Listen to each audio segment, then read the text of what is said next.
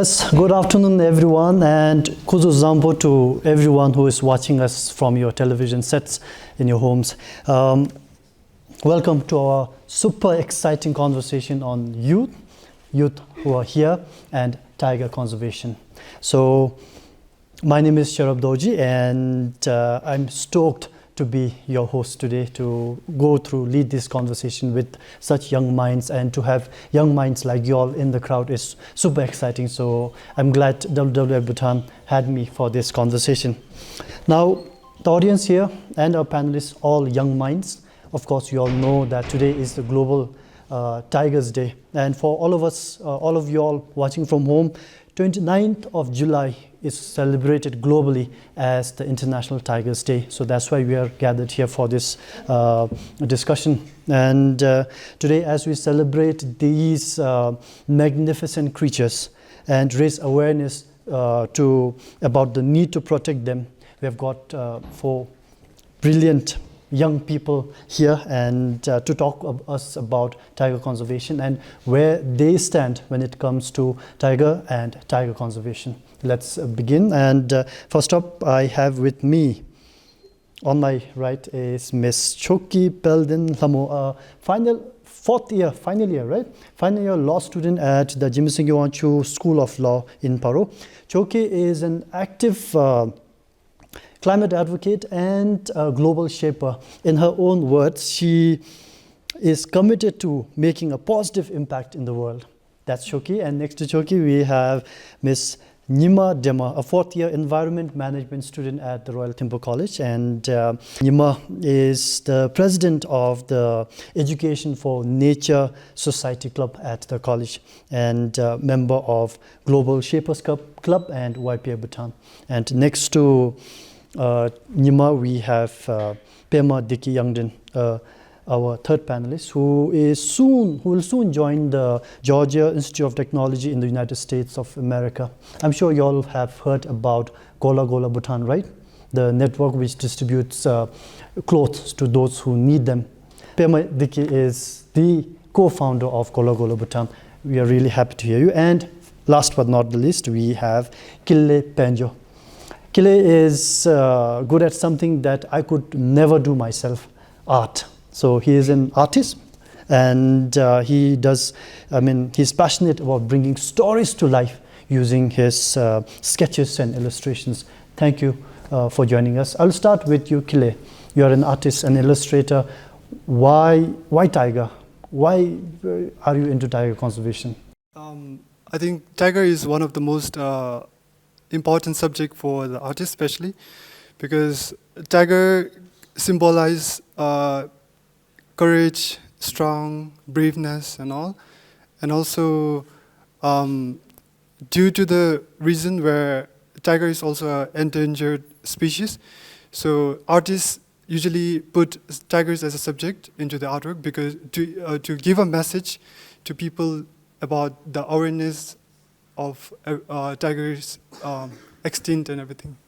Of course, we time and again hear about stories of people coming in conflict with the tigers, and the resentment that communities who live on the edge along with the tigers, that resentment that when a tiger comes and kills their cattle, then there is this resentment among the community people, anger of sort. So what do you think is the issue? Can humans do better?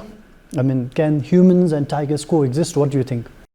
From the past few years, tiger has been increasing in Bhutan rapidly, and of course, by nature, there will be issues regarding the cattle and everything. So, I guess giving awareness to local people about the importance of tiger will be helpful, and also giving some compensation for killing the cattle might be helpful as well. And also, maybe we can radio collar each tigers, and maybe we can track each tigers. So whenever the tiger's nearby, we can escape from there. Use of technology. Yes. All right, we'll come to that. I'll move on to Pema Diki Yangden. You are fresh out of high school, right? So what made you interested about tiger conservation? So tigers are known as the apex predators, but I feel that it's actually the humans on top of the tigers, since humans are at the top of ecosystem, changing every single system in this world. I feel that humans have had a huge impact, mostly negative, on tigers as well as all the other animals. So protecting tigers does not only mean just protecting tigers, it means protecting the whole ecosystem. And as you mentioned, I'm a co-founder of Gola Gola Bhutan. So Gola Gola Bhutan actually came about as an effort to protect the environment from the cloth waste that we produce every single day. So this actually came about as a love for environment, and since protecting tigers also means protecting environment, for me, that's how I came into this tiger conservation thing. So one of the initiative Gola Gola Bhutan came out of because of the compassionate nature of us Bhutanese, and being a largely Buddhist country, we have our own faith, we have our own belief system, and also on this perspective, the faith and belief and all, how do you think tiger conservation comes in when it comes to our faith and belief system? So Buddhism is more than just a religion, it's a way of life, and Buddhism has a very strong impact on our culture, beliefs, and faith. So even for the tigers, as we saw in the video, our beliefs and faith have a very strong, tigers have a very strong hold in the beliefs and our faith. So the interconnectedness and the interconnection, it's one of the main beliefs in Buddhism, the coexistence of life.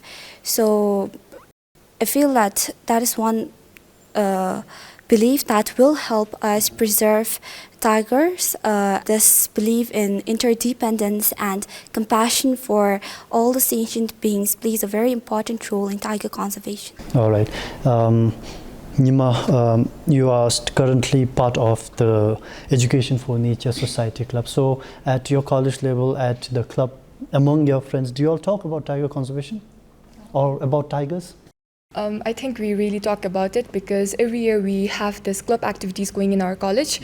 So what we do is we pre-plan it during the vacation. So we always have this, like, we have to have club activities related to wildlife. So tiger plays a very important role in Bhutan.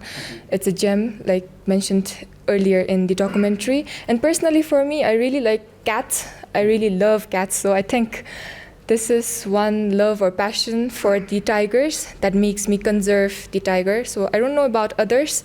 And I think my coursework leads me to, kind of forces me to go in the conservation way.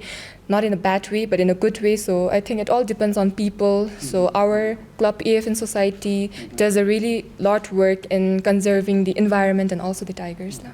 I'm sure at even you, in your environment management course and at the club level, you all talk about habitat loss, and then we have the illegal wildlife poaching and all. So what's your perspective on this? How can we help reduce some of these threats that the tigers are facing? I think this has been an issue among us and among most of the leaders here also. I think we really can't bring a policy or some sort of things that we can't do this. I think it's basically changing the mindset of the people. I know it's very hard to change the mindset of the baby boomers, also known as the older generation, but we, the Gen Zs, Generation Z, I think we can bring a change. If we start making eco-friendly choices from here on, I think the Generation Z coming forward, the upcoming generations, they can practice the same thing. So I think changing the mindset from our generations can lead to a better future. So I don't have much say on the illegal trafficking. Okay. Choki, Do lawyers talk about tigers and tiger conservation in your college? First of all, I think that most of us are still law students, so we do talk because I'm a part of the Climate Change and Environmental Law Clinic at my college. So there we do conduct many workshops regarding environment and climate change, and one aspect of environment workshops would be the illegal wildlife trade and poaching. So in these cases, we have practiced, like Nima mentioned, we have conducted workshops where we talked about tigers. So I think in these cases, we do talk about tigers. Yeah. So recently we had this big international conference in the country where there was this bold ambition target to raise $1 billion US for tiger conservation. So what do you think about that commitment? And if you could also share your perspective, how the fund, when it comes through, can be utilized? So to comment on such an ambition, I would like to take this opportunity to applaud everybody involved in making that conference a success, because I do believe that a country like Bhutan, now more than ever, we need to step up and bring change. So I think it's very important for us to participate in such conferences, especially like be it an international one or a national one, but these conferences give us a platform to, if we have a project idea, for example, we have the opportunity to pitch in our ideas and attract investors, because we know we lack the resources. So if we can use this opportunity well, I think we can attract many investors and interested experts who can eventually fund our projects and make our commitment very strong. And to move on to the second part about utilizing the funds, I like the legal and the technical expertise to comment specifically on where we should be allocating such funds. However, from a student's perspective, I think that it is important that we invest in research institutions and technologies. I say this because if we, for example, plan a project based on the facts that some experts a few decades ago or a few centuries ago have stated, then if we construct this project, what if the current generation tigers, they don't need it? What if they also adapt to change like we humans do? So in such cases, to avoid such projects going down the drain, I think researching extensively about their adaptation and how they adapt to change is very important. So I think investing in research and centers is also important. And I had this opportunity to visit the Manas National Park, where I got to witness the camera traps set by the Department of Forest Park Services in person. And the first thought that occurred to me was whether those cameras were of good quality or whether it was durable. So I think investing and procuring more of such durable technical resources is also important. All right, so it stems towards technology. I'll go back to Kile now. We'll stick to our faith and belief system, and wherever we go, we try to hoist prayer flags and lundas to what of any bad omens that we might be carrying and all. So these, of course, these helps us spiritually, but then it also degrades over time, leaving behind trash in the wild, in the forest. So what's your say on this? Prayer flags are one of our most traditional culture thing to do it. And I think the downside for this is, yes, it does affect our environment. So we can find solution for that rather than just keeping it. We can use it in our art, such as Aja Karma, our co-founder of VAS. He usually, whenever he goes to hiking and everything, he collects the prayer flags, the worn-out prayer flags, and then he makes art out of it. Maybe maintaining the prayer flags. When it's worn out, we can change new and we can put it in vestige. Such as those things, we can do bring a lot of improvements to the environment. So the message being that even when we go ahead with our spiritualism, we have to be mindful. Now, why do we have to talk about tigers on this Global Tigers Day and on other days? Why do we have to care about tiger conservation? The fact is that in the country, there are only 131 tigers in the wild. And globally, we are only looking at some 5,500 tigers, which might sound more, but then it is not. given that tigers are known as the apex predators and they control the food chain. So it's really important that we talk about it and we take action. So we're talking about waste management. I'll ask this question to Pemadiki. A lot of work goes into cleaning campaigns, right? Waste management campaigns, cleaning campaigns, What do you think about that? So as for cleaning campaigns, I remember cleaning campaigns being one of the main activities on Saturdays at schools. And I would say that cleaning campaigns are quite effective when it comes to bringing immediate, tangible changes. But however, when it comes to bringing changes to people's perspective and their attitude, it takes a very long time, and maybe just cleaning campaigns might not be enough, but then they do leave the impact no matter how small it is. There are impacts left on people, so it's like we're looking at one activity and then one small mark in people's mind. So I do think that such campaigns are effective, but then it takes a very long time. Nima, why do you think we need to involve young people in tiger conservation? I would say most people would say that youths are the future of our country. I believe the same thing.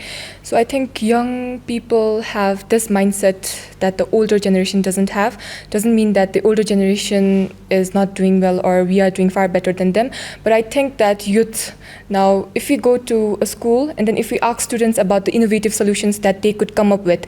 We had a circular workshop in Wangsil Institute of the Deaf.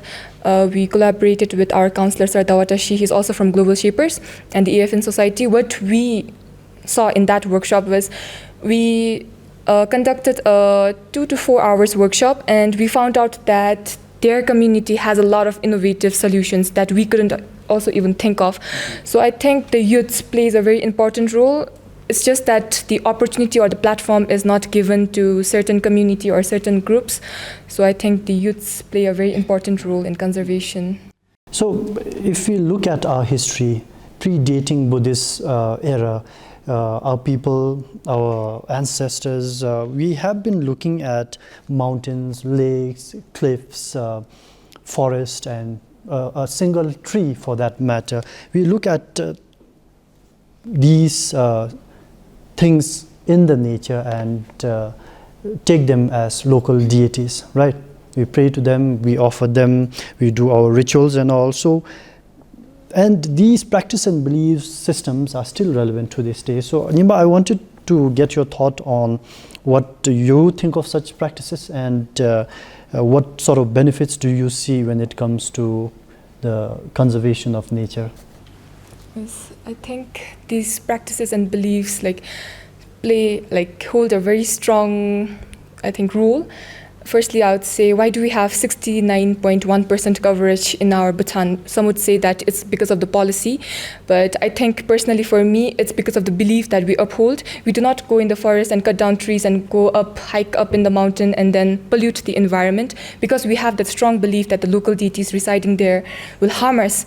And then for the smoking part, if we do not go on hike and then smoke, because we believe that the local deities out there will come back to you and haunt back till you reach your home. So we also have that 6 boys story, right? Why do we have Mebersu till date? It's still clean and untouched because of the beliefs that we uphold. And also, why are foreign investors interested in our country? It's because our nature is left untouched. And also ecotourism, it's rising, and tourism, it can bring economy to our country also. So I think the local beliefs and the practices, it is diminishing. We Generation Z are also with the innovative solutions and young minds, but also we are deprived, our culture, heritages and practices are diminishing as we move towards the modern world.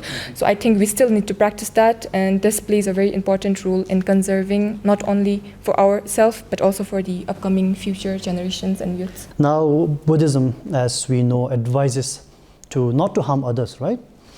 But then I remember myself running down the hill while studying at Sharabtsu College to put out fire, day and night, exhausted while coming back to the college. And then we come to note that the fire has been set on purpose to grow lemongrass, right? So we have that as well. So I want to ask Choki, we have cases of people deliberately starting fires. What do you say about that? What do you think about that? Thank you. By the fact that we are all aware that such beliefs exist, and that forest fire not only destroys the habitats of the species in that forest, but it also ends up killing. Sometimes even humans end up losing their lives. So if we are to stick to this belief, then we should be expecting very less number of forest fires, especially the deliberate ones. However, it's the contrary. So we see the spike of many forest fires happening around our country every year, and it's very concerning. So to say that people are deliberately starting forest fires, someone cannot just claim that without any evidence. So it's very hard to point out the factor of the forest fire. However, if I may recall one news article that I read last year, I think it was especially after the media about the Depsi forest fire, which was a very huge thing online. So after that, I went online and searched, and the news article that I was reading, the reporter, they interviewed the Department of Forest and Park Services, and the department has mentioned that there are 3 factors that causes forest fire, especially in Bhutan. One is accidental cause, the second is intentional cause, and the third is natural cause. So the mere fact that they agreed that there is an intentional factor there, it means that some people are still starting forest fires even knowingly. And in the same article, they have mentioned that there have been incidences where they have imposed fines to the people. So my comment is that if people are more aware that there are laws and regulations in place to monitor their actions, especially regarding forest fire, because I think most do not know that. So if they know that they will be imposed fines, I think the one factor, the intentional factor of causing forest fire, would be reduced. So I think that's all I have to say on this. So you're talking about awareness and all. From a youth perspective, do you think young people, if we do educate them about tiger conservation, would they be more interested into conservation efforts? I think they would be, because I say this because I personally was never really into wildlife and anything regarding that. However, after joining law school, we take the environmental law course where we are advocate and we learn about environmental factors and the legislations in place to protect such animals. So after that, my interest grew because I always saw tigers as something threatening, because if I ever come across one, I would be afraid of them. But now I feel something different. There is fear, but I feel that they are needed to ensure that we have a healthy ecosystem. So I think youths would be more interested in such things if they are taught more facts, because we can learn only so much online. Yeah, I think we all can agree that if we ever come face to face with a tiger, we will be afraid of and probably might freeze then and there. I might freeze. Kile, where were you born? I was born in Thimphu. And brought up here only? Yes. Yeah. So my next question being, upbringing plays a lot of role in how we perceive conservation and how we perceive the life around us, right? So if you could tell us more about if young people, when they grow up in the rural setting and when they move to the urban settings, they somehow, I won't say entirely, but then they do alienate themselves from their roots. So do you consider this a serious problem, given that a lot of young people are trying to move away from their village life for looking for jobs and other opportunities in urban settings? As for me, I guess yes, it does bring the issues regarding the social. Because one time when I was going to a PUBG trip, there I met an old lady. She told me that how the house is being made over there. So she told me that whenever they build a house, they hang some wood on 4 corners. So those things, even I didn't know about that. Those things are being forgotten when it brought to the more urban modernization thing.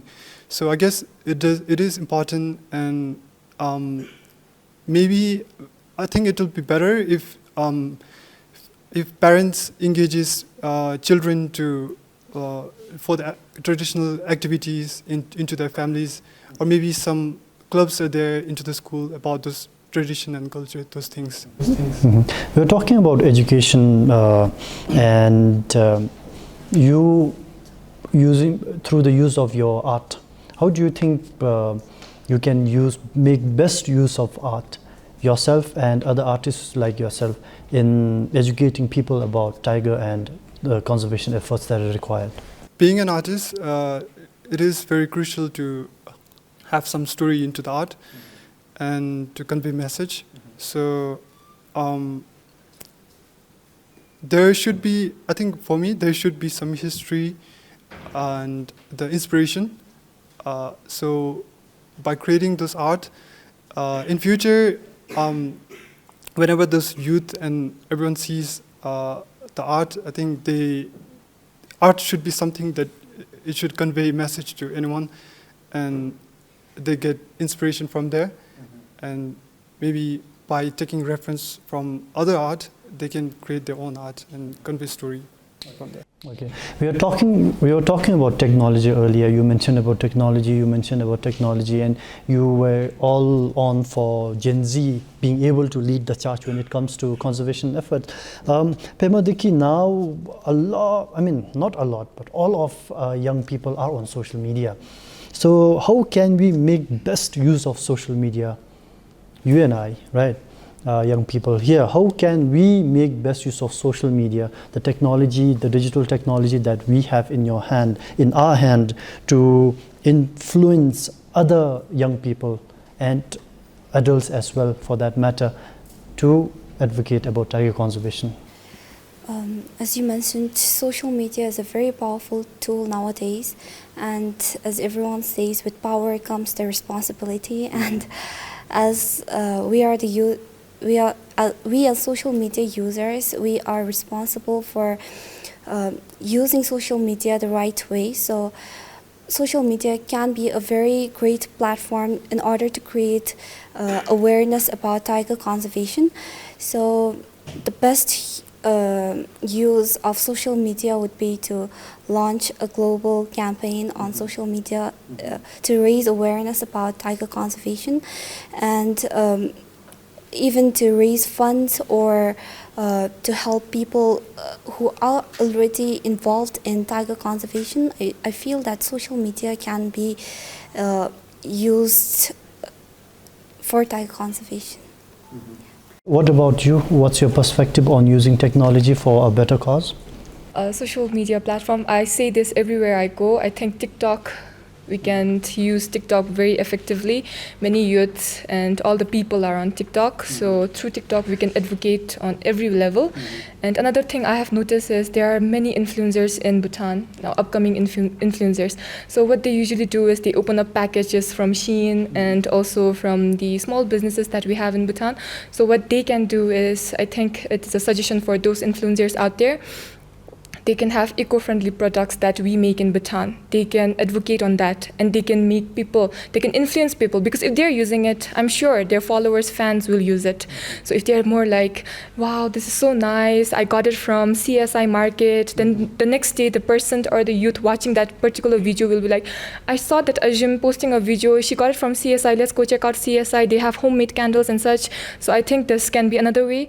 And one thing is, I'm studying environmental management, so I think we can use GIS, it's Geographic Information Science. So through that, I think we can create a map or a software. We usually have many forest fire outbreaks in Bhutan, particularly in Depsi. So what we would suggest, I think this suggestion came from my GIS tutor, Ma'am Diki, we would have automated alarm detection, because usually when we get a call from the particular site to the fire departments, what usually happens is it usually takes around 20 to 30 minutes to reach the site. The firefighter reaches around 20 to 30 minutes. Around that span of time, the fire reaches up till the mountain, and we're not able to stop it. So what the government can do and the NGOs support, what we can do is, I think they can come up with the automated fire alarm, where they can have this map projected in the fire department, and whenever the person calls from that particular site, right, then they can have that detection, like beep, beep, beep, or beep something that the location is from there. So immediately the fire department can go to that particular site. So I think this can be one solution.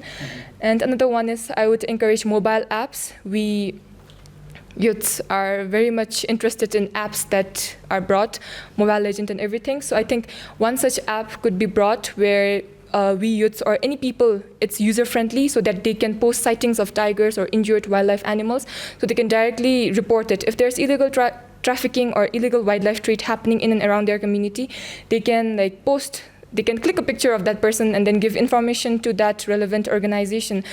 But the information of that reporter should be kept anonymous, I think, because to respect the privacy. I think we should also incentivize that person by giving some cash or certificates or anything. These are some solutions that we could come up with. Yes. So, Choki, I'll ask this question to you as well.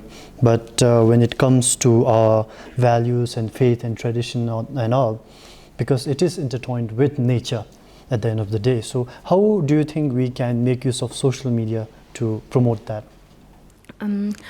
I believe that we currently lack a proper social media page dedicated. I mean that there are few, but they are mostly organizations and a page made for their organization. However, if youth could come up with social media pages like Nima just mentioned about promoting something or sharing their experience of encountering such animals and everything.